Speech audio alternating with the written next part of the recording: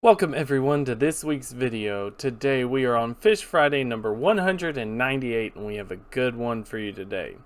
Today's fish is one of my favorite fish of their group. I think they're absolutely gorgeous and most people would actually agree with me. This is not one of those where my opinion is kind of the weird opinion of the group. Today's fish that we're going to be talking about is bam, the long-ear sunfish. Now, the long-ear sunfish, or in scientific name, Lepomis megalotis, again, that's Lepomis megalotis, it is part of the family Centrarchidae, which is the family of sunfish and black bass. So, yeah, it's a very large family. We haven't talked about this fish and as many sunfish as I kind of thought we would. It's very odd to me, especially considering how prevalent these are. In terms of where their native range is, the long-eared sunfish is native from the Great Lakes to the Appalachia mountain range, then down to northeastern Mexico. So essentially kind of take like the best example I could give, go to the edge of the western edge of the Great Lakes, then go to the Appalachian Mountains and kind of draw that zone to northeastern New Mexico, and that's where the fish was native to. Now, they've been introduced to many water bodies. Not as many as, say, the bluegill or the green sunfish, but they've been introduced very extensively outside their range. And they're one of the more popular aquarium species of sunfish. Which I love. I love sunfish aquariums. There is a little trick you can do if you don't necessarily have a larger aquarium, but you still kind of want this beautiful fish in your aquarium. So yes, that's its native range. It's been introduced all over, so I can almost bet if you are in North America, this fish species is in your water. Maybe not excessively present and abundant, but it's more than likely there. Where you're going to find these is they're going to be a little more abundant in streams and rivers than lakes. Doesn't mean they aren't in ponds and lakes, just more in those streams and river bodies. I believe they prefer some more vegetation, but I have also caught this fish, and this is one of the fish that is in my area that I get to catch a lot of. I've also caught them over just bare rock with no vegetation like anywhere in sight. So take that with a grain of salt that they like vegetation. It may be that they prefer vegetation, but they're very adaptable and able to get to places that aren't there. And it is a relatively mobile fish. But one thing I can tell you is they do prefer clearer waters. Again, prefer, not only found in clear waters. So just bear that in mind. That's why I'm saying there's a decent chance if you're in North America, you have this fish somewhere in your water body. Now, this is a small fish. The max recorded length was 24 centimeters, which is 9.4 inches, which is absolutely astounding to me. That's got to be an absolute monster.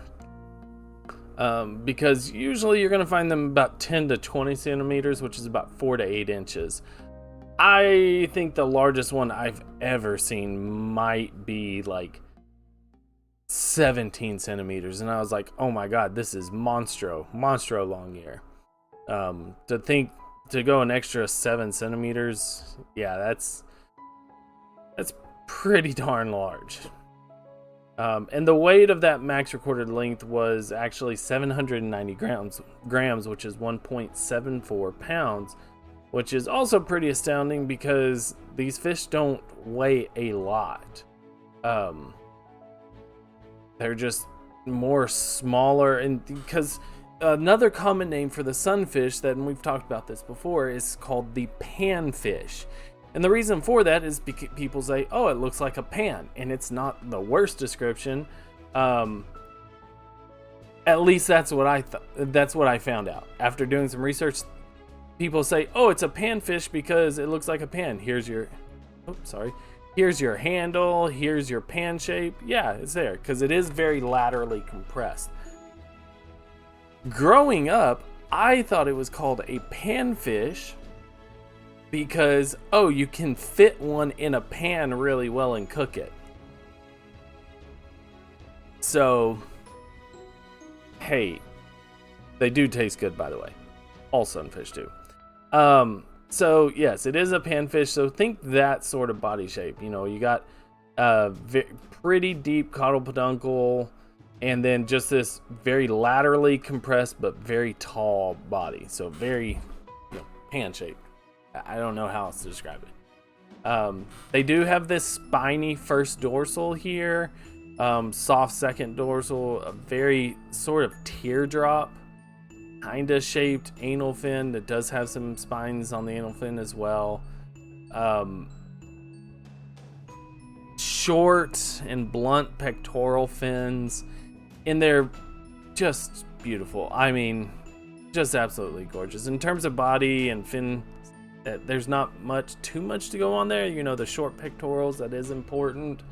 But, you know, it's just, body-wise, there's not really much of it. It does have a small mouth. I should mention, as far as sunfish go, it has an incredibly small mouth. But it's the coloration that gets me. It is so beautiful.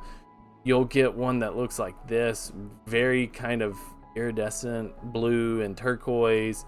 You'll get one like this with the green vermiculations coming out even more, with spots, but more, it just the duller body color makes the spots stand out more. Then you get this one, which has almost a red face and all this. But more often than not, you're going to find them kind of like this coloration. This one is a juvenile, very drab when they're juveniles. When they're adults, though, and out of breeding, you're going to find a lot of them kind of like this, where it's got some kind of barring, doesn't always go down. You've got this olive to rusty brown body, this orangish to yellowish belly, but it does have a longer opercle flap right here. That is a decent characteristic. Another good characteristic, especially in adults, is you do have these white, bluish, green, iridescent lines. Worm tracks. You know, they go all squiggly. You look at all these squigglies,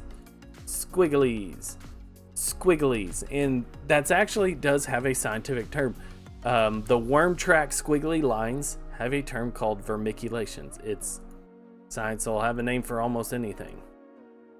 But characteristic of this does have a longer, soft opercle flap, meaning that this entire black part right here is just skin. Another good thing is it does have this white pinstripe on the edge of the opercle flap, and it's very, very thin. Now, these are some of the best things, but you know, this real thin one right here, and you can see how it's very long and thin. This one's long. This one's long. And they all have that white pinstripe. It's a very good characteristic. Sometimes that white pinstripe is hard, and the bigger the fish is, the easier it is. But, you know, it's pretty good. Now, these longear feed much more on the surface than other sunfish in my experiences, but they kind of feed throughout any of the water column. So they're pretty voracious carnivores, and they are carnivores, but they're really going after insects, very, very small things, because, you know, just look at the size of their mouth. They don't have but have a very large mouth. But they're pretty voracious, and they do put up a fight, which is why so many people enjoy fly fishing for longear sunfish and just sunfish in general. Fly fishing for sunfish is one of my favorite pastimes, and such an easy way to get kids interested in the fishing, because usually if you catch one sunfish you can catch hundreds. You could catch them all day long, and it's so much fun. And on a fly rod they'll actually be nice, or you could go with like micro fishing style, very light rod, light reel, that sort of thing. So they are very, very common, and they are very popular in the aquarium trade. Like I said, people love this coloration, and how could you not? If you remember last week, I talked about Aquabid, eBay for aquarium stuff. Longear sunfish is very often in that U.S. native fish category, and I can't blame people. It's absolutely beautiful. Little trick though. If you want this type of coloration, this beautiful fish, but you have a smaller aquarium, there is a fish that looks very, very, very similar to the Longear, but it is much, much, much smaller, called the dollar sunfish. I don't know the extent of their entire native range, but they are very prevalent in East Texas. So in East Texas, you do kind of have to be like, oh, is it a dollar or is it a Longear? In terms of reproduction, the males do make a little gravel nest. It's a nice clean gravel circle that they maintain, and they defend pretty viciously if provoked. Not against like people, but against other fish. They really maintain this nest, and they defend it, clean it, and then when the female deposits her eggs, the male is actually the one who is defending the eggs and consistently fanning them, cleaning out the eggs, making sure sedimentation doesn't set in on the eggs, making sure they're turned and things like that. And then when they hatch, the male actually will defend the young as well. But for the interesting fact that I'm going to end the video on, I have talked about these vermiculations, the white pinstripe. These are very good characteristics to use in the field. However, they are not scientific characteristics. And the reason for that is because not always do you have that white pinstripe. You usually do, but it's not always prevalent, especially when it's young. A young fish may not have that white pinstripe, or it might be excessively difficult to see. And that's why I was talking about the short, blunt pectoral fins.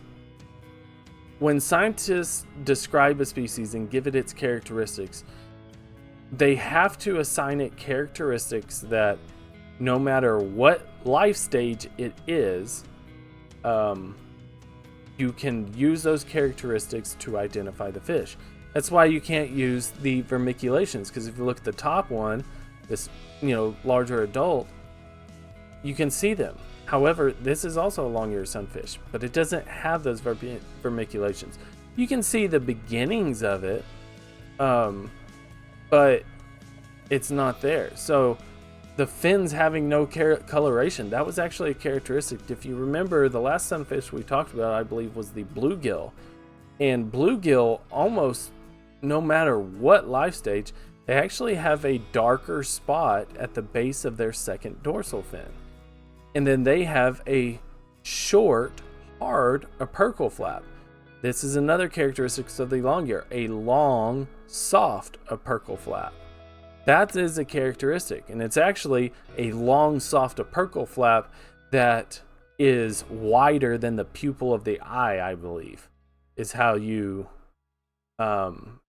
it's actually described. And most people would be like, oh, if it's a long opercle flap, well, there can't be too many there. I mean, it's called Longear.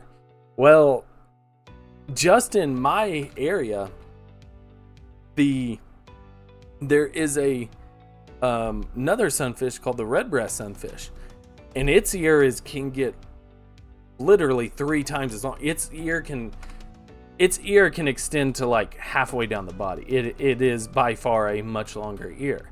So that is why it's important to know what characteristics you're looking. Don't just assume because of a name that, oh, it's the most prevalent thing. It's just the name that is kind of assigned.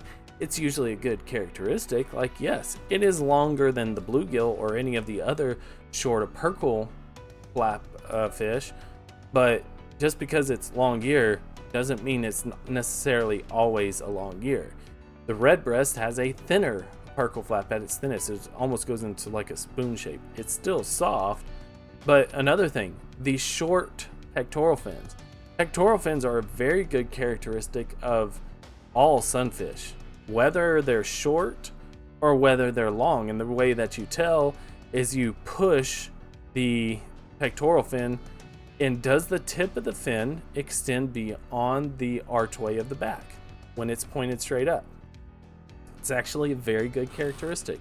So the interesting fact is common names don't necessarily hold true. And it's not just the common names. Think about it. Megalotus. Mega, large. Lotus, I believe it has something to do with, this. But basically, even the scientific name is like big ear. Massive ear. But doesn't necessarily have to be the case. I've always just found that interesting. Just, it's Longear. People say, oh, long opercle flap, and then I'm like, but redbreast, like 3 times longer. What the heck, guys? I have no problem really with Longear, except when they're in juvenile stage. The characteristic I use for juvenile is it is bland as crap. It is such a bland looking fish. There is no coloration. You kind of have these 2 white stripes that are like, might become a pinstripe in the deal. Softer black, like very small mouth. Small mouth is a very good characteristic as well. But yeah, very bland. And juvenile sunfish are one of the most difficult fish, I think, to identify. But thank you guys so much again. I really appreciate it. Hope to see you again. If you'd like to support the channel, please click the link down below. It is by no means expected, but very much appreciated. Please leave a like, comment, and subscribe regardless. Take care of yourselves. Take care of your loved ones. So close to 200. And peace.